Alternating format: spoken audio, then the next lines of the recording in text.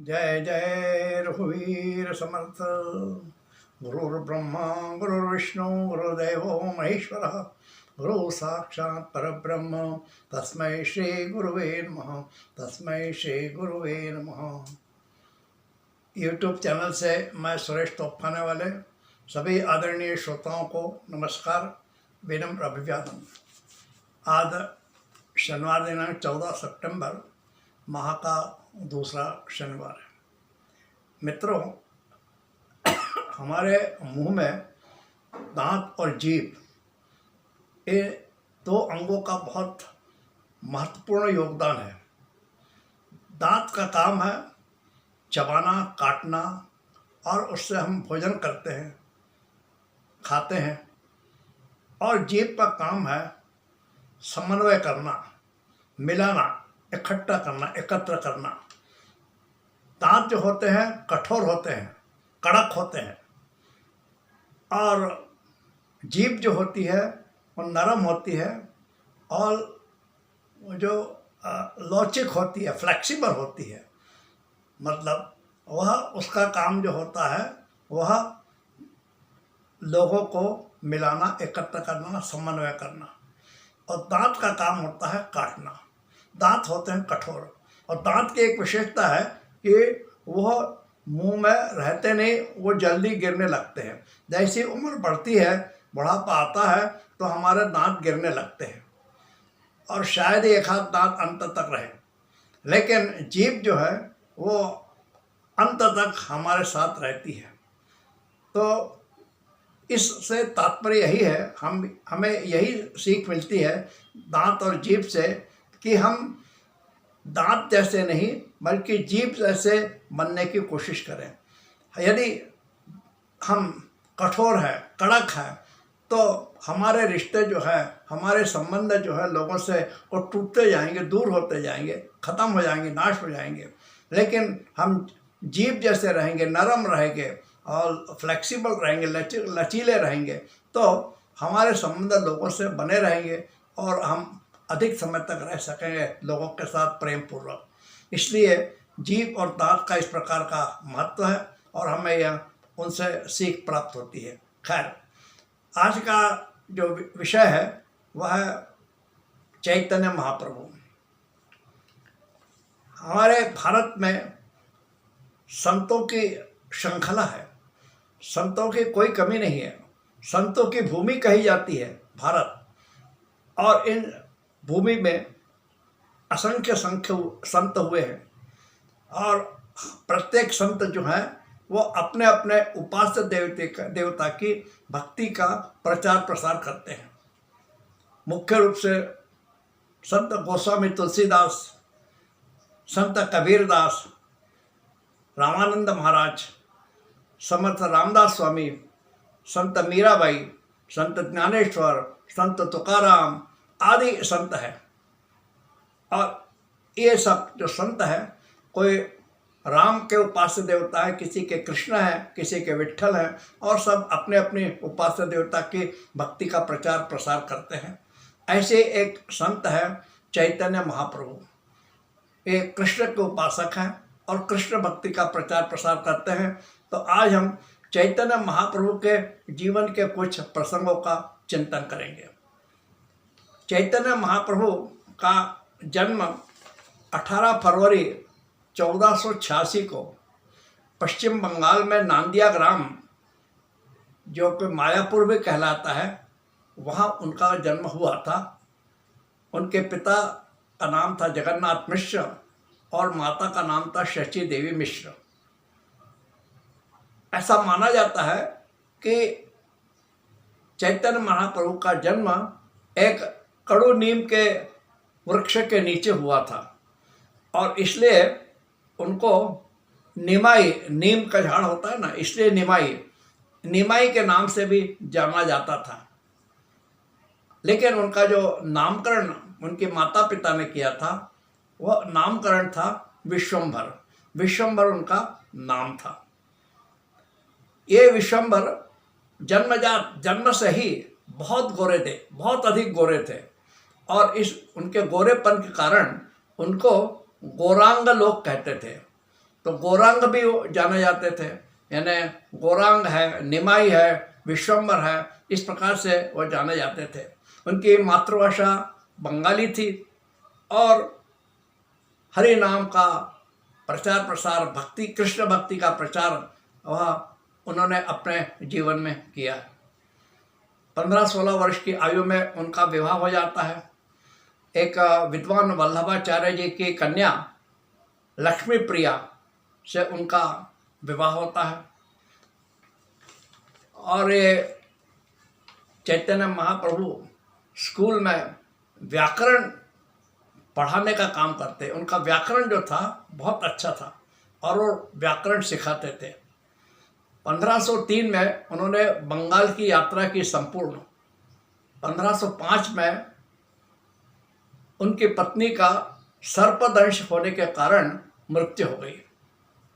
उसके पश्चात उन्होंने दूसरा विवाह किया राज पंडित सनातन मिश्रा की कन्या विष्णुप्रिया से, और विष्णुप्रिया से उनका विवाह हो गया। उसके बाद कुछ ही दिन में उनके पिताजी का देहांत हो जाता है और वे अब अपने पत्नी के साथ अपना जीवन बिताते हैं। उनका अध्ययन अपार था, अध्ययन वेदों का, भागवत का, अरे इतने ग्रंथों का उन्होंने, बहुत ही सारे ग्रंथों का उन्होंने अभ्यास किया था और इस अध्ययन के कारण उनको विद्यासागर की उपाधि प्राप्त हुई थी।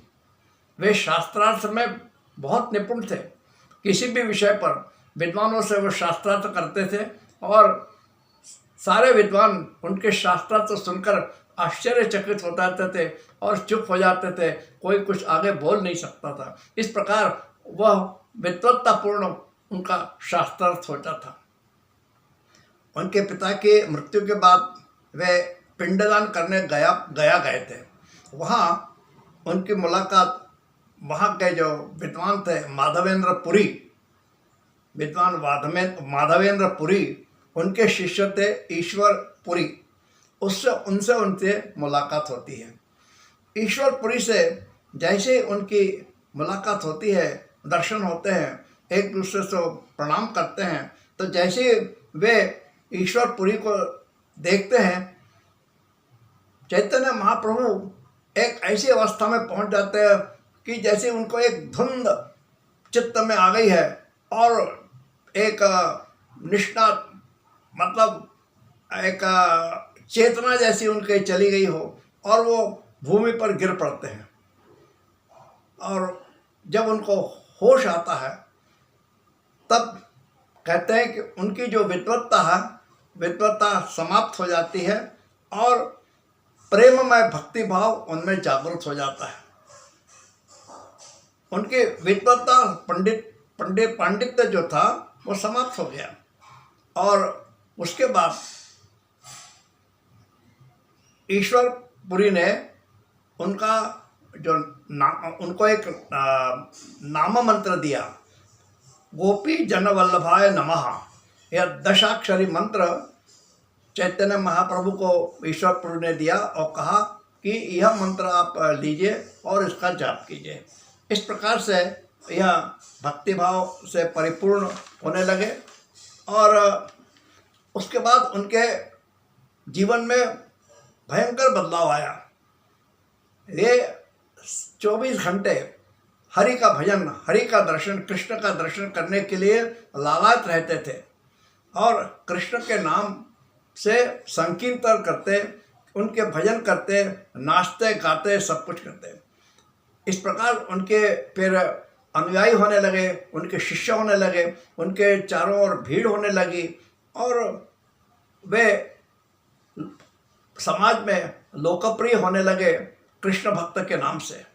उन्होंने एक संप्रदाय की स्थापना की, गौड़ी वैष्णव संप्रदाय, यह इन्होंने प्रारंभ किया और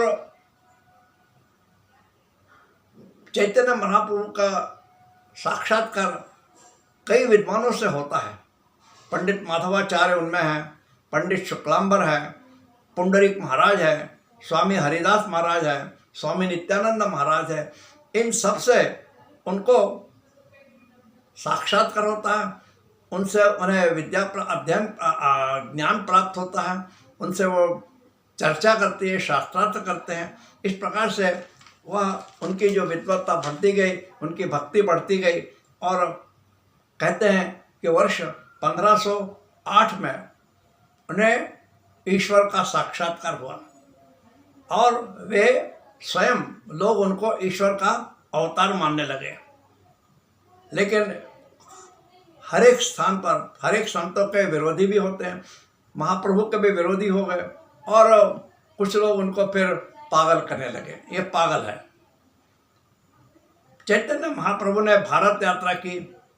भारत यात्रा के दरमियान उन्होंने वृंदावन में वैष्णव संप्रदाय की स्थापना की और 1509 में उन्होंने, जबकि उनकी आयु उस समय 24 वर्ष की थी, संन्यास दीक्षा ग्रहण की। उसके बाद वे जगन्नाथपुरी जाते हैं। वहाँ जगन्नाथपुरी में भक्ति मार्ग का प्रचार करते हैं, लोगों को प्रेम से जीवन जीने का मंत्र देते हैं, ईश्वर प्राप्ति का मार्ग बताते हैं। और इस प्रकार से अपने जीवन के अंतिम 6 वर्ष में वे राधा के भाव में थे। इसीलिए उनको लोग कृष्ण के प्रेमावतार कहते थे। सतत 24 घंटे भगवान कृष्ण कृष्ण कृष्ण कृष्ण बस और कुछ नहीं। ऐसा मान्यता है कि द्वापर युगीन कृष्णधाम वृंदावन जो लुप्त हो गया था, उसे महाप्रभु ने जीवित किया और वृंदावन में सप्त देवालय की स्थापना की, जिसे वैष्णव मंदिर जाना जाता है और जो आज भी लोगों का आकर्षण का केंद्र है। लोग हजारों की संख्या में वहाँ आज भी दर्शन करने जाते हैं। जीवन के अंतिम 18 वर्ष वे जगन्नाथ मंदिर के गरुड़ स्तंभ के पास हरिस्मरण करते, घंटों खड़े रहते वहाँ स्तंभ के पास और भगवान कृष्ण का ध्यान करते, भजन करते और इस प्रकार से वह खड़े रहते। और कहते हैं कि उस समय उनके आँखों में आंसू आते थे।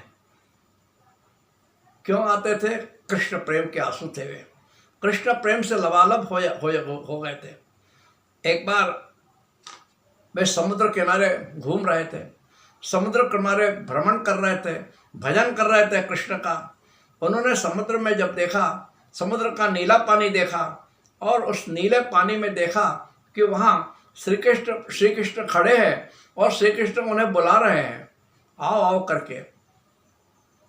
चैतन्य महाप्रभु श्री कृष्ण को देखकर कहते हैं, हे श्री कृष्ण, हे श्री कृष्ण, और ऐसा कहते हुए समुद्र की ओर चले जाते हैं और कृष्ण में लीन हो जाते हैं। अनुयायी सब देखते रह गए। चैतन्य महाप्रभु भी प्रभु भगवान कृष्ण में लीन हो गए, उसमें विलीन हो गए, उन्हें कुछ नहीं दिखा। उस समय इनकी आयु 48 वर्ष की थी। दिन था 14 जून 1534। इस प्रकार चैतन्य महाप्रभु सदैव शरीर के साथ ही वैकुंठ को चले गए। संत मीरा भी इसी प्रकार, जो कृष्ण भक्त थी, कृष्ण में इसी प्रकार विलीन हो गई। मीरा के ओढ़नी का कहते हैं एक जो छोर था वो कृष्ण की छाती में आखिर तक रहा, वो बाहर रहा और लोगों ने उसे देखा है कि ये तो मीरा की ओढ़नी है। और कृष्ण और मीरा जो है वो कृष्ण में विलीन हो गई। संत कबीर भी सदैव वैकुंठ गए थे। संत तुकाराम भी सदैव वैकुंठ गए थे। उनको तो भगवान का, विट्ठल भगवान का विमान आया था लेने के लिए। इस प्रकार से वो पुष्पक विमान में चले गए। और इस प्रकार से चैतन्य महाप्रभु की भक्ति, कृष्ण भक्ति किस प्रकार की थी, और वे गौरांग के नाम से जाने जाते थे। भगवत भक्ति का सामर्थ्य उन्होंने जानकर कृष्ण भक्ति का प्रचार किया, प्रसार किया। वे तो मानते थे कि ब्रह्म ज्ञान की अपेक्षा भक्ति अधिक महत्वपूर्ण है, और यही ज्ञान, यही संदेश उन्होंने समाज में दिया। श्री कृष्ण भक्ति के महान संत यानी गौरांग चैतन्य महाप्रभु के जीवन के बारे में आज हमने थोड़ा चिंतन किया। आपको कैसा लगा कृपया कमेंट्स करें, शेयर करें और मेरे चैनल को अधिकाधिक सब्सक्राइब करें। धन्यवाद। जय जय रघुवीर समर्थ। जय श्री कृष्ण, जय श्री कृष्ण।